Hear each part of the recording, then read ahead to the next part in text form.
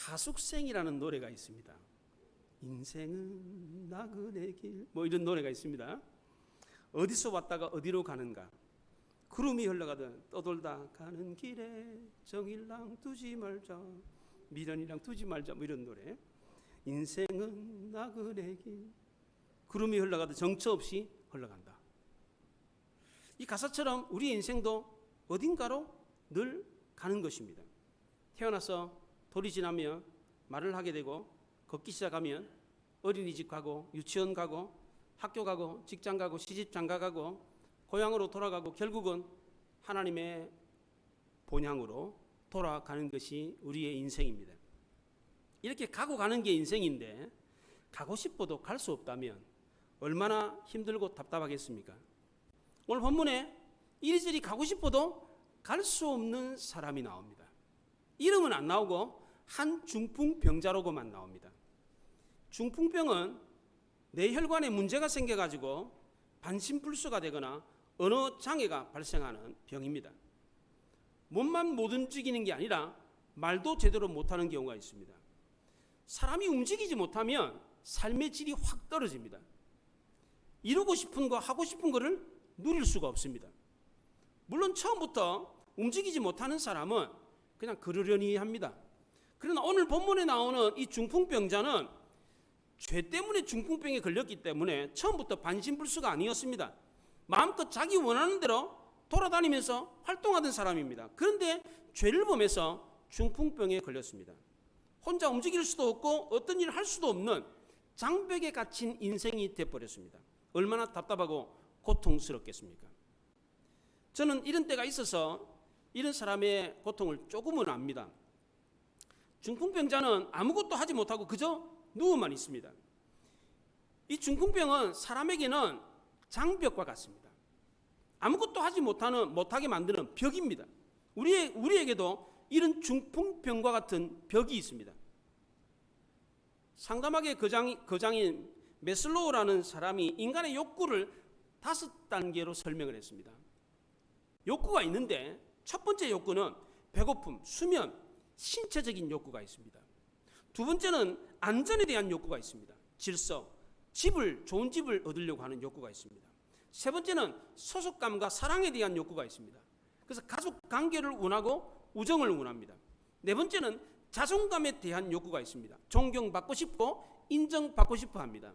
마지막 5번째는 자아 실현의 욕구가 있습니다. 그래서 자기 개발을 하려고 합니다. 뭘 배우려고 그러고, 이런 게 있습니다. 메슬로우는 이런 욕구가 충족되지 못하면 결핍이라고 하는 병에 걸리게 된다, 그렇게 말을 했습니다. 비타민이 부족하면 우리 몸이 병들지 않습니까? 이와 마찬가지로 인간은 욕구가 충족되지 못하면 병이 걸린답니다. 예를 들면 어떤 사람이 3일을 굶었습니다. 배가 무진무진 고파가지고 눈에 뵈는 게 없었습니다.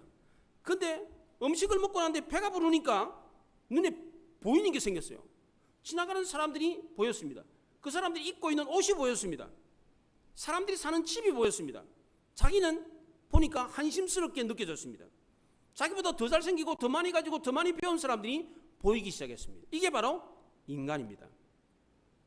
하나가 만족되면 또 다른 결핍이 생겨서 우리는 그 결핍으로 인해서 병이 생깁니다.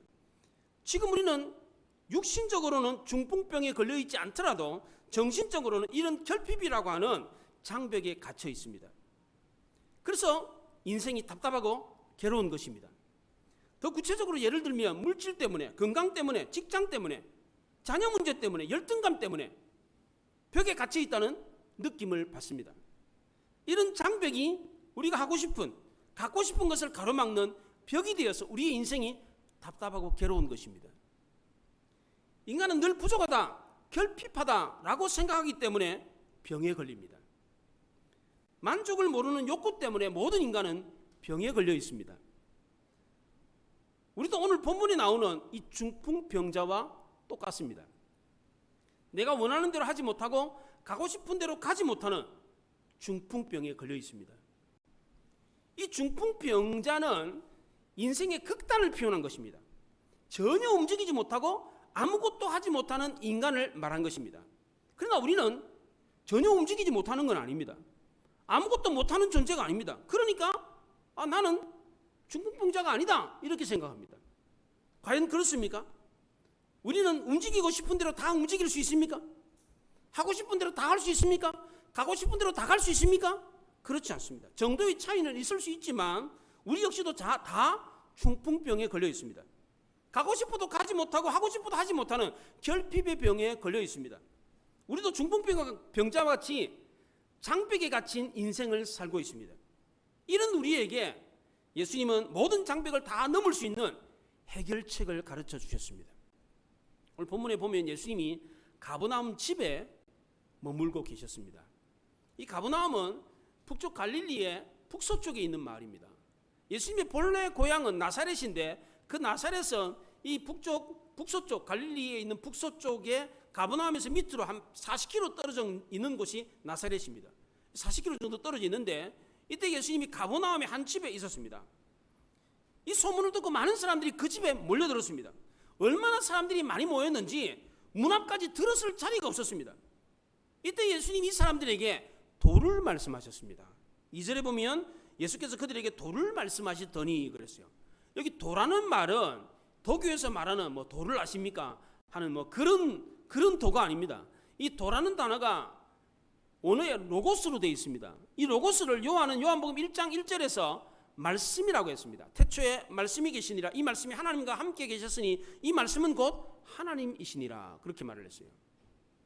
예수님이 말씀하시는 도, 이 로고스는 하나님이신 예수님 자신이었습니다.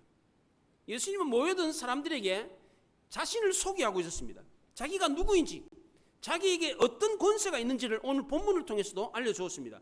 예수님은 첫째로 가르치는 권세가 있었습니다. 마가복음 1장에 보면 그들이 가버나움에 들어가니라. 예수께서 곧 안식일에 회당에 들어가 가르치심에 무사람이 그의 교훈에 놀라니 이는 그가 가르치시는 것이 권위 있는 자와 같고 서기관들과 같지 아니함일러라 그랬습니다. 예수님에게 가르치는 권세가 있었는데 이 권세가 그 당시 가르치는 서기관들과는 달랐다고 합니다. 두 번째로 예수님에게는 죄사함의 권세가 있었습니다. 본문 10절에 보면 그러나 인자가 땅에서 죄를 사는 권세가 있는 줄을 너희로 알게 하려 하노라 그랬습니다. 세 번째로 예수님에게는 하늘과 땅의 권세가 있었습니다. 마태복음 28장 마지막 절에 보면 하늘과 땅의 모든 권세를 내게 주었으니 그렇게 말을 했어요. 오늘 본문에서는 이 권세 중에서 예수님에게 죄사함의 권세가 있다 이 얘기를 하고 있습니다. 이 본문의 내용은 마태, 마가, 누가 세 복음서 이 공간복음에 다 나옵니다. 똑같은 내용인데 세 복음서가 다 기록을 하고 있습니다. 왜 그렇습니까? 중풍병자를 고친 이 기적이잖아요. 예수님이 기적을 행하신 사건이 아주 많습니다. 그런데 그 중에 중풍병자를 고쳤다는 이 기적 사건은 공간복음 이 세 복음서에 다 기록이 되어 있습니다. 사실 병자를 고친 것보다 죽은 사람을 살린 게 훨씬 더 큰 기적 아닙니까? 더 유명한 기적, 더 강력한 기적 아닙니까? 죽은 나사로를 살린 기적은 요한복음 11장에 딱 한 번 나옵니다. 그런데 중풍병자를 고친 기적은 세 번이나 기록하고 있습니다. 상식적으로 생각할 때에 중풍병자를 고친 것보다 죽은 사람을 고친 게 훨씬 더 큰 기적 아닙니까? 그런데 왜 복음서 저자들은 죽은 나사로를 살린 기적보다도 이 중풍병자를 고친 기적을 더 중요하게 여겼습니까? 왜 그렇습니까? 오늘 본문의 핵심이 병고침이 아니라 죄사함이었기 때문입니다. 예수님에게 죄사함의 권세가 있다라고 하는 이 말씀이 오늘 본문에 처음으로 나옵니다. 이 죄사함의 권세가 예수님이 갖고 계신 권세 가운데 가장 중요한 권세였습니다. 우리에게도 역시 마찬가지입니다. 이 죄사함의 권세가 가장 중요한 권세입니다. 하나님이 주시는 권세 가운데 가장 큰 권세가 바로 죄사함의 권세입니다. 이 가버나움은 예수님께서 말씀하셨던 이 동네 가버나움은 나중에 예수님께 저주를 받습니다. 마태복음 11장에 예수께서 권능을 가장 많이 행하신 고을들 이 회개하지 아니함으로 그때에 책망하시되 가버나움아 내가 하늘에까지 높아지겠느냐 음부에까지 낮아지리라. 내가 행한 모든 권능을 소돔에서 행하였더라면 그 성이 오늘까지 있었으리라. 그렇게 말했습니다. 가버나움은 예수님께서 병 고치는 은사만 있는 줄 알았어요. 예수님이 자신에게 죄사함의 권세가 있다고 하는 이것을 알게 하기 위해서 중풍병자를 고쳤습니다.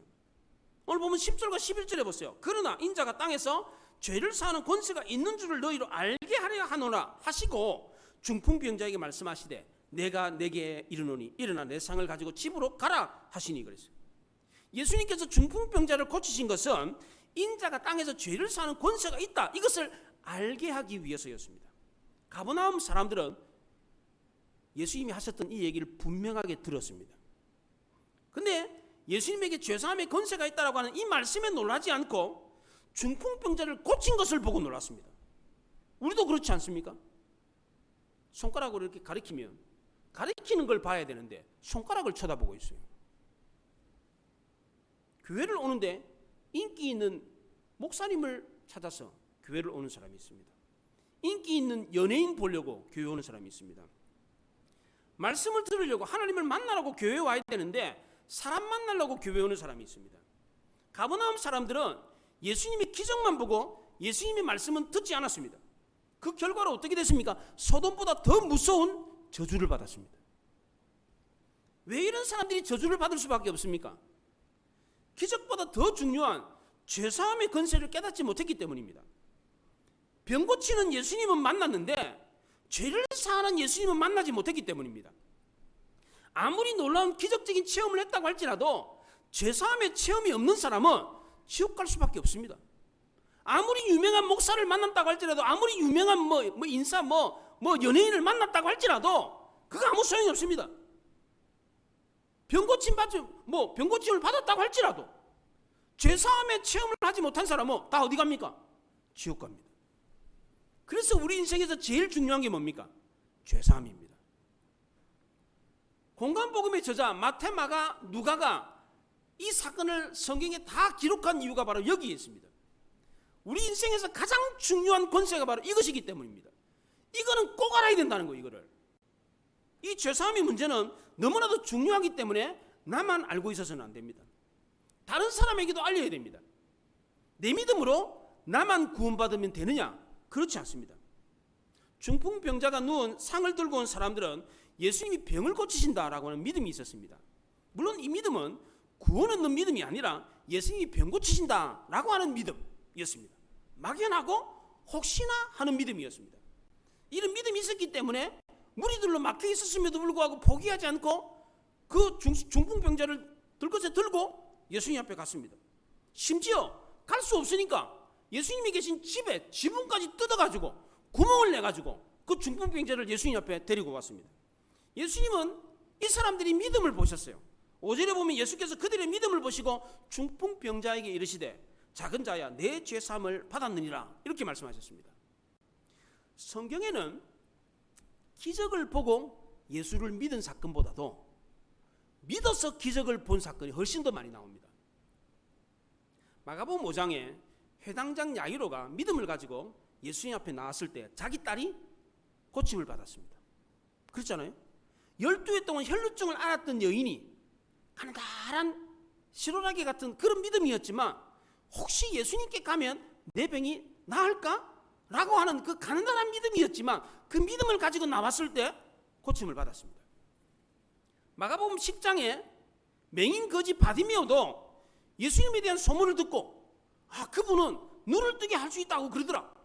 그래서 예수님이 오신다는 소리를, 바시락거리는 소리를 듣고 다윗의 자손 예수여 나를 불쌍히 여기소서, 그래서 외쳐가지고 눈이 띄어졌습니다. 반면에 예수님의 고향 마을 사람들은 어떻습니까? 예수님을 영접도 안 했습니다. 믿지도 않았습니다. 그래서 마가복음 6장 5절에 거기서는 아무 권능도 행하실 수 없어 다만 소수의 병자에게 안수하고 고치실 뿐이었고 그랬어요. 예수님은 마을 사람들이 믿지 않았기 때문에 아무 권능도 행하실 수 없었습니다. 중풍병자가 누워있는 상을 메고 온 이 사람들은 믿음이 있었습니다. 예수님이 이 믿음을 보고 어떻게 하셨습니까? 중풍병자에게 작은 자야 내 죄사함을 받았느니라 죄사함을 선포했습니다. 지금 중풍병자에게 필요한 게 뭡니까? 사람들이 중풍병자를 왜 데리고 왔습니까? 왜 데리고 온 겁니까? 병 낫게 하려고. 그렇잖아요. 중풍병자에게 필요한 게 뭡니까? 병 낫는 겁니다. 그러면 예수님 뭐라고 말씀하셔야 돼요? 병이 나을지어다 이렇게 선포해야 되잖아요. 그런데 예수님이 병 고침을 선포하지 않고 죄사함을 선포했어요. 왜 그렇습니까? 이 사람에게 필요한 것은 증상 치료가 아니라 근본적인 병의 치료였기 때문입니다.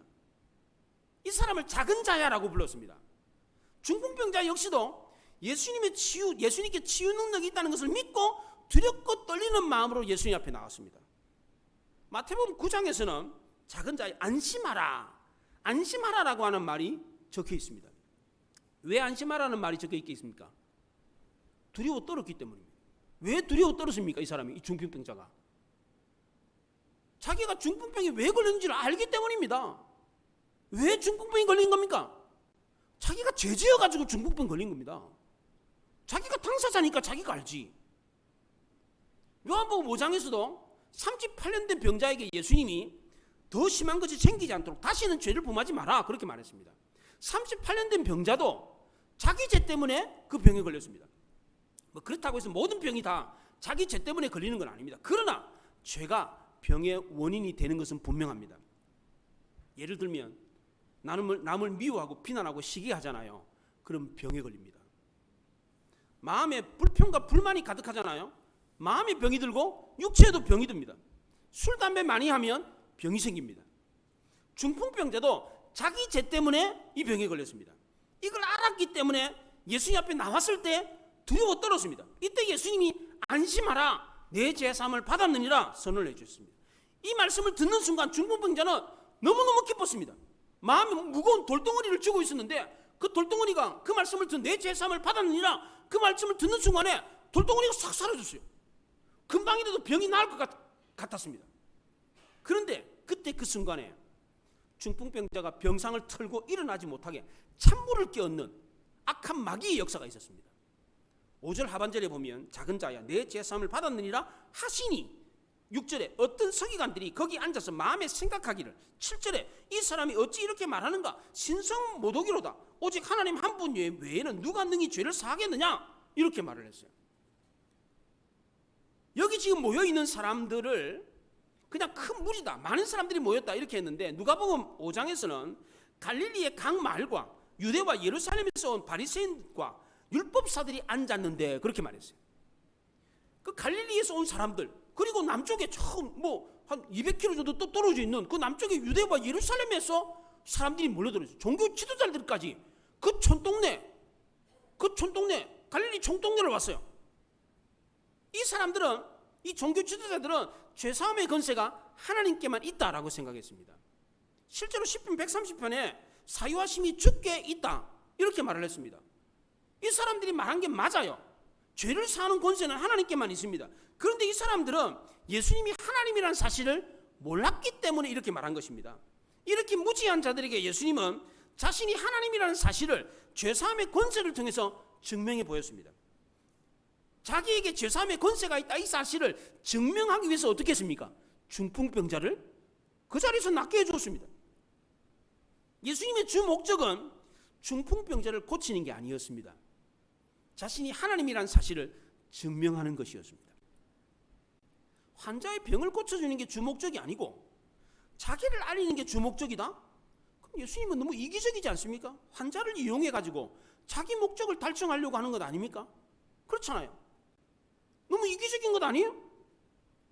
만약 예수님의 목적이 환자의 병을 고쳐주는 것이었다면 중풍병자는 예수님을 어떤 분으로 알았겠습니까? 용한 의사, 신유의 은사를 가진 선생 이런 정도로 알았을 것입니다. 그럼 이 사람은 또 그 주변에 있는 그 많은 사람들은 그런 예수님을 보고 구원받을 수 있겠습니까? 신유의 은사를 가지고 있는 선생, 용한 의사 그런 정도로 알았다면 그 예수님을 통해서 구원받을 수 있었겠습니까? 병 고침 받으면 인생의 모든 문제가 다 해결됩니까? 메슬로우가 말한 것처럼 병 고침 받으면 인생의 모든 욕구가 다 채워집니까? 가버나움 사람들은 예수님을 병 고치는 선생으로 기적을 일으키는 자로만 알았기 때문에 나중에 어떻게 됐습니까?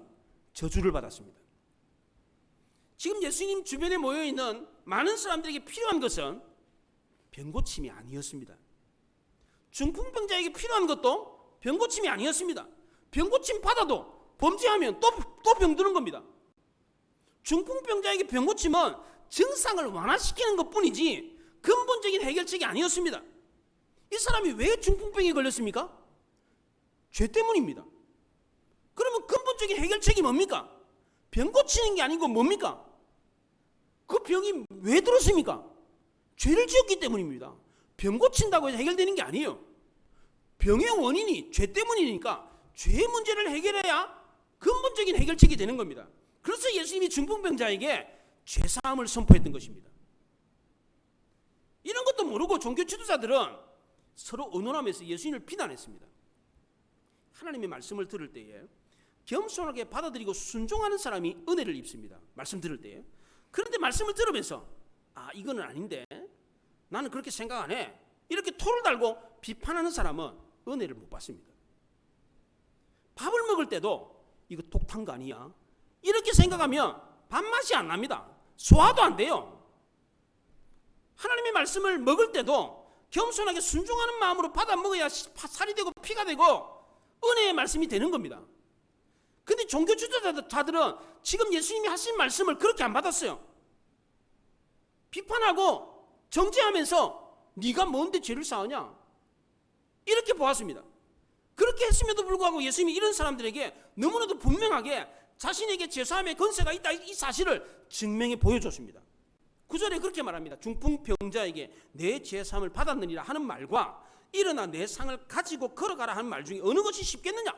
수사학적인 질문을 했어요. 한번 생각해 보십시오.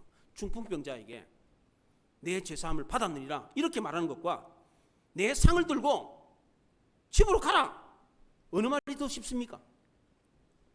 만약에 예수님이 중풍병자에게 일어나 내 상을 들고 집으로 가라 이렇게 말했는데 이 중풍병자가 못 일어나면 어떻게 됩니까? 어떻게 됩니까? 예수님의 말이 권세가 없는 거예요. 예수님의 말이 거짓말이라는 게 그냥 들통나는 겁니다. 그런데 예수님이 죄사함 받았느니라 이렇게 말하면 그 사람이 죄사함을 받았는지 안 받았는지 어떻게 알 거예요? 그렇잖아요. 관찰을 통해 입증이 됩니까? 이 중풍병자가 병이 났는 거 벌떡 일어나가지고 그 들고 온 침상을 들고 나가는 거 그거는 관찰로 입증이 되잖아요. 그럼 어떤 말이 더 쉽습니까? 어떤 말이 더 유리한 겁니까? 죄사함 받았다 이 말하는 게 더 유리하고 좋은 겁니다. 그렇잖아요. 근데 예수님은 어떻게 말씀하셨어요? 11절에 내가 내게 이르노니 일어나 내 상을 가지고 집으로 가라. 내가 내게 이르노니 이 말은 내가 너에게 말한다. I said to you. 이 말하는 자의 권위를 강조하면서 말을 했습니다. 세 가지를 말해요. 일어나 내 상을 가지고 집으로 가라 이렇게 말했어요. 여기 상이라는 말은 우리가 보면 밥상이 아닙니다. 야전 침대 같은 그런 침대가 아닙니다. 여기 상이라는 단어는 짚을 두툼하게 엮어가지고 만든 거적대기입니다. 거적대기. 원어의 뜻이 그렇게 되어 있습니다. 짚을 엮어가지고 만든 이 두껍게 엮어서 만든 거적대기입니다. 그러니까 거적대기에 실려가지고 왔으니까 이 중풍병자는 가난한 사람이에요, 부자예요? 예? 가난한 사람이라는 거예요. 예수님은 가난하면서도 병까지 들어있는 이 사람을 보고서는 긍휼히 여기는 마음을 가지고 신적 권능을 가지고 세 가지 명령을 선포하셨어요. 만약 예수님에게 권능과 확신이 없었더라면 이 어느 것 하나 이 세 명령을 할 수가 없었어요. 만약 일반적인 의사의 치유였다면 일어나가지고 상을 들고 집으로 가라 이렇게 명령할 수 있겠어요?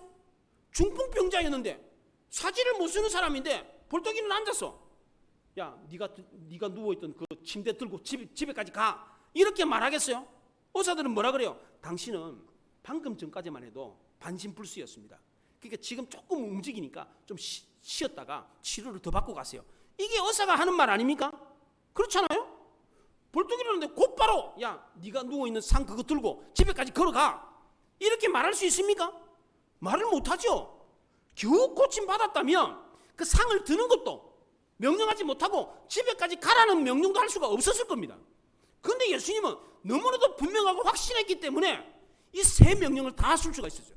일어나라, 상을 들어라, 집에까지 가라 그렇게 말씀했어요. 예수님이 이렇게 명령하셨을 때 어떻게 됐습니까? 12절에 보세요.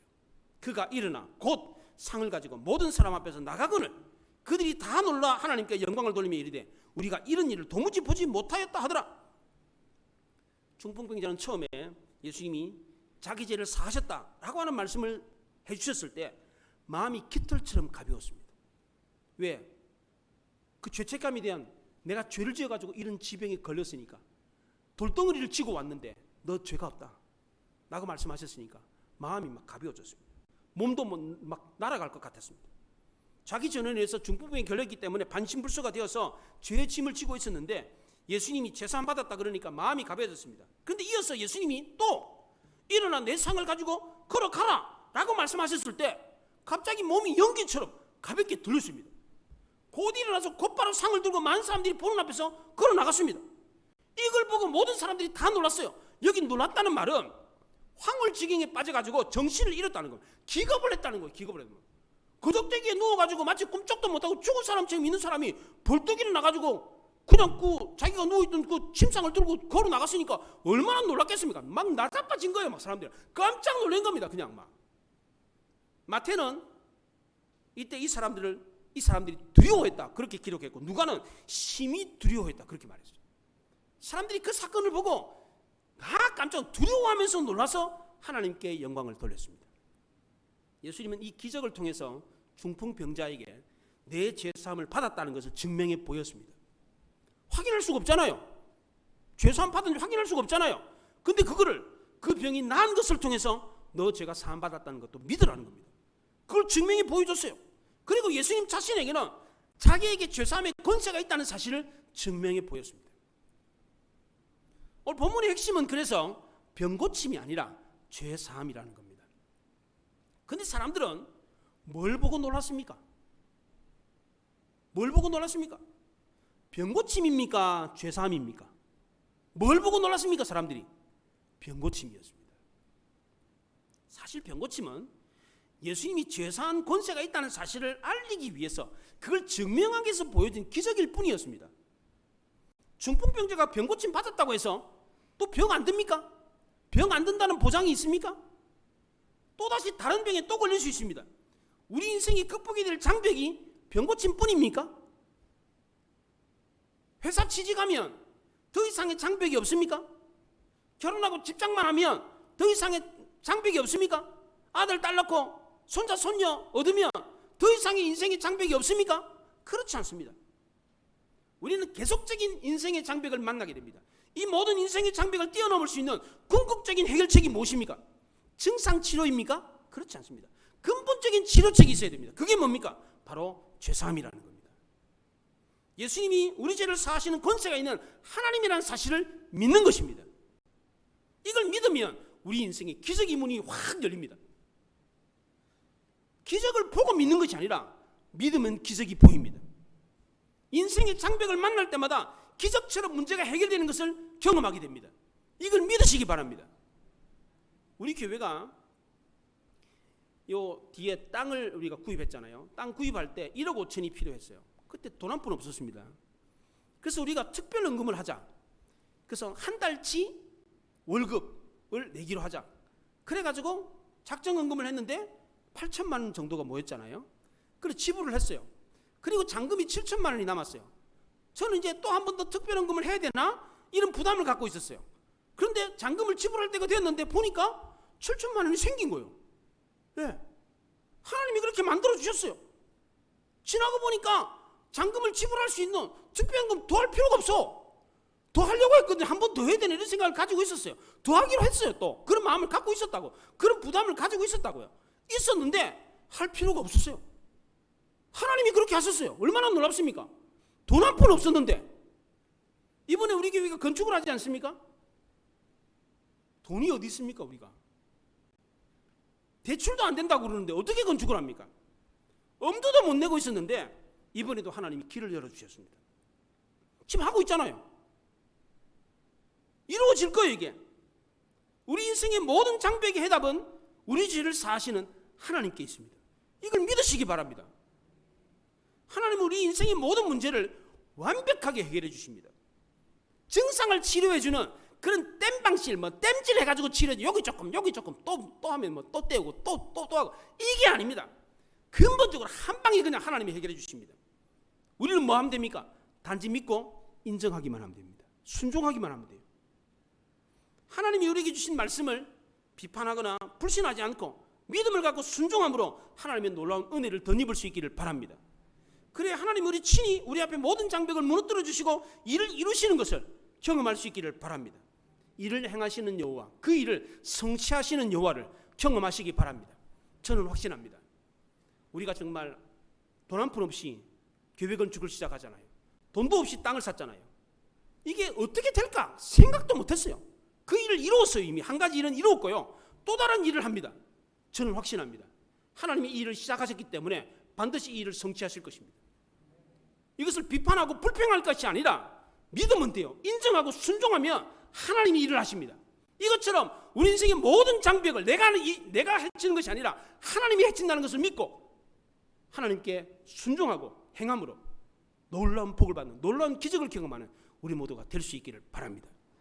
기도하겠습니다. 말씀을 생각하며 기도합니다.